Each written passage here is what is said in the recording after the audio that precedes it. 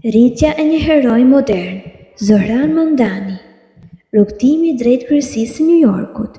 Fillimi i një rrugtimi të posaçërt. New Yorku nuk është thjesht një qytet, ai është një univers me vete. Miliona zëra, miliona ëndra, miliona betejë të përditshme. Në këtë qytet, ku gjithçka duket më madhe, shpejt dhe shpesh e pamëshirshme, lindin her pas here figurat që nuk vijnë nga elita tradicionale të pushtetit, por nga rruga, nga komuniteti, nga zëri i njerëzve të zakonshëm. Një prej këtyre figurave është Zohran Mamdani, lindur në një familje migrantesh, me rënje kulturore të thella dhe një identitet të ndërtuar mes kontinenteve. Mamdani u rit duke parë nga afër pabarazitë sociale, racore dhe ekonomike.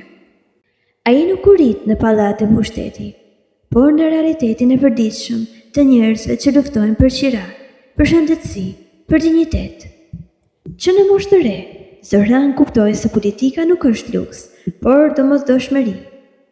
Për të, politika nuk ishte karrierë, ishte mjet për ndryshim.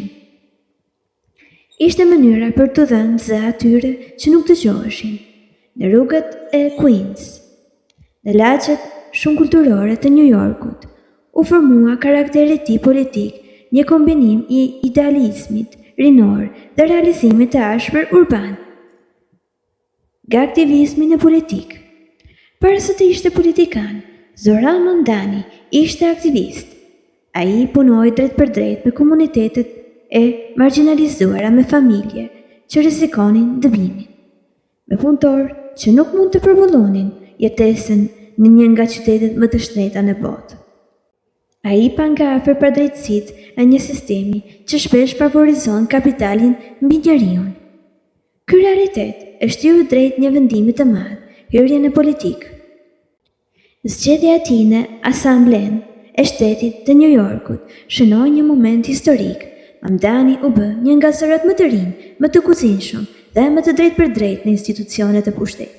Ai nuk foli me gjuhë të zbukuruar, ai foli me fakte, me zemër dhe me guxim. Tema si strehimi i përballueshëm, transporti politik falas, shëndetësia për të gjithë, drejtësia sociale dhe racore, nuk ishin slogane për të, ishin realitete që i njihte personalisht. Në një politikë shpesh të ftohtë dhe teknokratike, Zohran Mamdani solli njerëzore. Simbol i një brezi të ri, ai që dallon Zohran Mamdanin, nuk është vetëm programi politik, por simbolika që ai përfaqëson.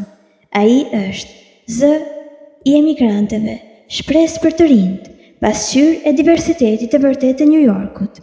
Në një qytet ku pushteti për dekada ka qenë i përqendruar në duart e pakicës, Mamdani përfaqëson një thyrje të modelit të vjetër.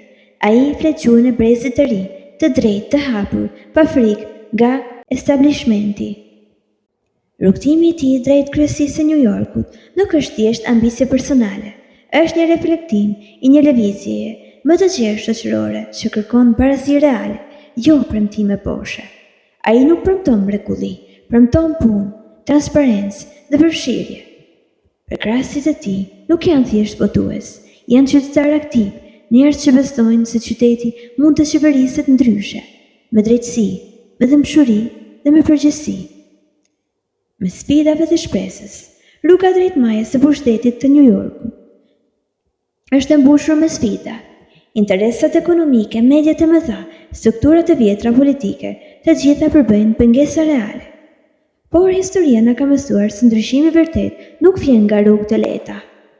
Zohran Mamdani qëndron si një shembull se si një individ i mbështetur nga komuniteti mund të sfidojë status quo-n.